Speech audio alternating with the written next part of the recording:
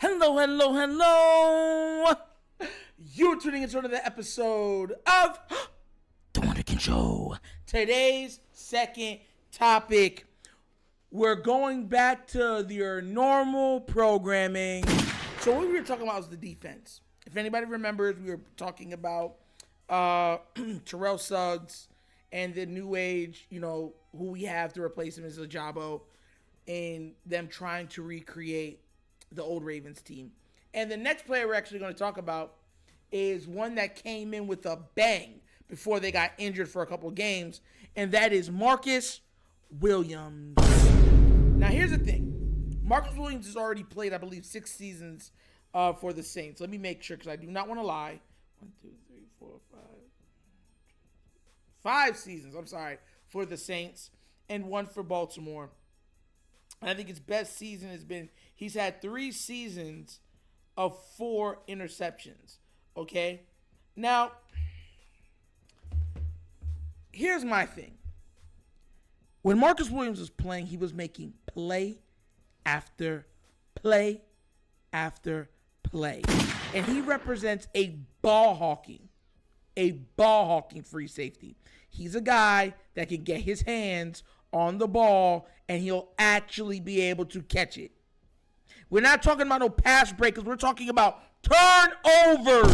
And anybody that is a true Raven fan understands that Ed Reed's other name was turnover. Because that's what he kept making other quarterbacks do, opposing offenses do. Turn the ball over.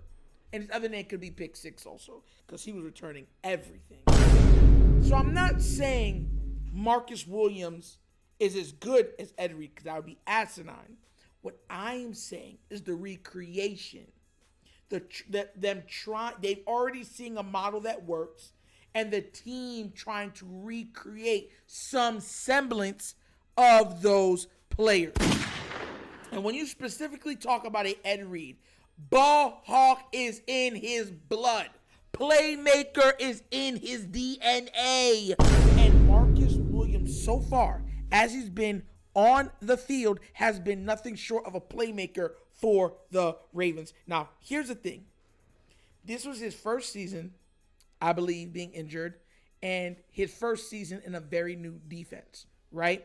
And during the time when he had first started out, there were still some injuries on the defensive side of the ball. I am very intrigued to see what he brings to the table this season with a healthy Ajabo. A full season with Roquan. A full season with Kyle Hamilton starting opposite of him. All these things is what I'm looking at. Look, we already know what the old Ravens squad was, especially defensively, okay? Regardless of the years, multiple years, we know, 2000 was, let's be real, the greatest defense to ever play. But what I'm saying is the actual, barometer, the bar. And when you look at a Marcus Williams and what he brings to this defense, that's where I make the comparison.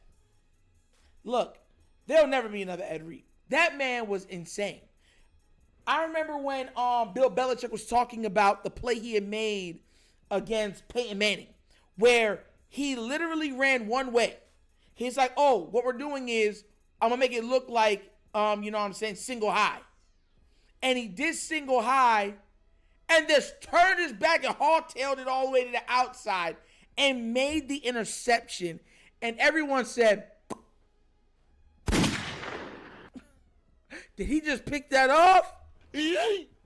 Holy moly. And it was over. Now, here's the thing. With this offense, right? This is where I'm coming from. With this offense, if this defense can even come to be anything close to a semblance of any defensive year we had under Ray Lewis after year 3, then forget being special. Like I told y'all before, this team will have the opportunity to go perfect by placing nothing short of a 0 next to the loss column. Now, is it possible? Let's be real. It's next to near almost impossible. But whatever slight possibility is there when you're doing mathematics against hard equations or hard topics like what we're speaking about, they have that sliver. I'm going to read something to y'all real quick, right? And I'm going to break it down so y'all understand where I'm coming from, okay? Check this out. Okay? So, 2000, I'm going to read back the last 3 years. All right? This man, Marcus Williams, has had, last year he played 10 games. Year before that, he played 16 and 14, respectively, the last two, 2020 to 2022. 2020 to 2022, he had, 14 games, 39 tackles, 20 assisted, 59 combined, right? This is 2020. Pass defense, 7. Interceptions, 3. Return yards, 37. 2021, he had 16 games played, 52 tackles, which is a big up from the previous year. 22 assisted, 74 combined. Okay? 8 pass defense, 2 interceptions, which is 1 less than the year before. 56 yards on the return, though. Okay? Then he comes into Baltimore. This is where my mind is starting to go and starting to twist, because I'm making a comparison now. Okay? Check this out. 2022, he only played 10 games. He had 44 tackles, 17 assisted, 61 total. 2 tackle for losses. Okay?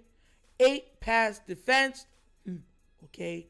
4 interceptions for 33 yards on the return. Here's why that means something to me, right? Because I'm going to break it down to show you what I mean, right? From the time he's been in the league, right? He's never played, up until last year, he never played less than 14 games. I want y'all to understand that. That was his 3rd highest amount of tackles, right? And his 3rd highest amount of total in his career. Mind you, he only played 10 games. Tackle for losses, he got 2. That doubles the amount that he's had throughout his entire career. Mind you, he's only played 10 games. Pass defense, that's tied for 2nd in his career with 8. Mind you, he only played 10 games. He also got 4 interceptions, which is a tie for 1st in his career. I want to remind you, he only played 10 games. That's where my mind is going, because the potential to be something absolutely breathtaking on the back end, something we have not had since Ed Reed, is something where my mind starts tweedledee, tweedledee-duh, all around, because the gears start to turn. I say, yo, he put up these numbers compared to his career stats, and a 10-game season held up to his career statistics. Imagine that. That's the equivalent of, let me break it down for y'all who don't understand it. That's like a receiver catching, let's say he played 7 years in the league. He had a year where he had 1,500 yards receiving, 10 touchdowns. He gets hurt, only plays 9 to 10 games, and still puts up 1,500 yards receiving and 10 touchdowns. What would you say? What would you say about that receiver?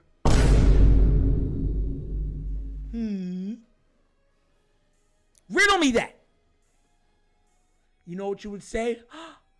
And I'll give you the perfect example of that. What's the receiver that was on the Browns that did not play the full season but had like 1,600 yards? I forgot his name. Remember, he kept being taken out of the league over marijuana usage. I forgot his name. Oh my gosh. But that's the equivalent. That's what made everyone go crazy. Everyone was like, yo, he really only played like 11 games. And the man had 1,600 yards or something like that, if I'm not mistaken. this is why I'm comparing it to the old guard of Baltimore.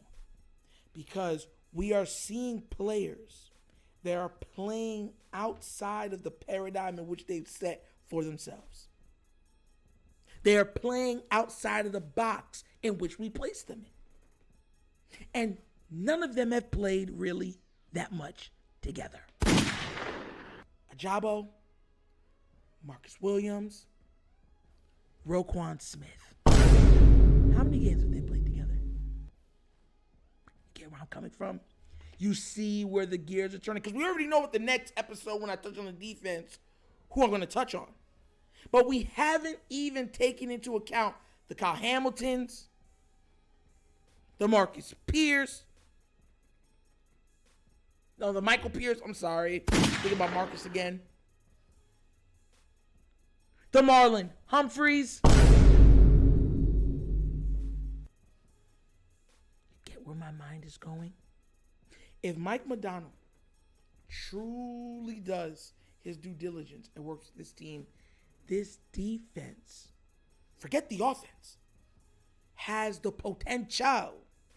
I repeat, it has the potential to be an historical defense. The only weakness that I'm looking on when I look at all these players is cornerback 2.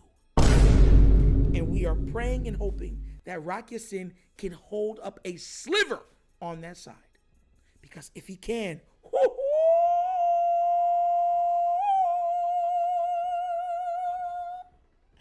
it makes me sing inside. And I ain't using auto-tune. Remember that one dude that be singing when he be so happy? When he see them, when the cupcake, like, ooh, ooh, ooh, ooh, ooh. That's how the defense is going to have me singing. Oh, yeah. Oh! It's going to be nasty work. But what do you guys think? Do you think that Marcus Williams can be this team's or this generation's Ed Reed? Let me know down in the comment section. And that's another episode of The Wunderkind Show! Thank you all for watching. You know how we get down. We laugh. We have fun. But everything we talk about is rooted in what? Facts and truth. Please do remember, like, subscribe, hit that notification bell, and leave a comment. You know I love the comments. Just be respectful when you leave them. Respect goes a long way, and that's what we build this platform on. And if you would like to donate to this channel to help it grow, bottom of the screen on this side, you can see a QR code. That QR code is to a Cash App. The Cash App is how we do donations. You can find it in the description of every video that we do. And the name of the Cash App is # TheWunderkindShow. Also available is the Patreon. You want extra access, behind the scenes, being able to talk to me, questions from subscribers, fantasy football, free merch.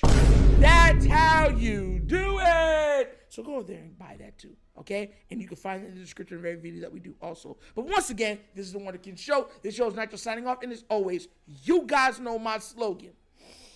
Peace. And I am out of here. Yerp.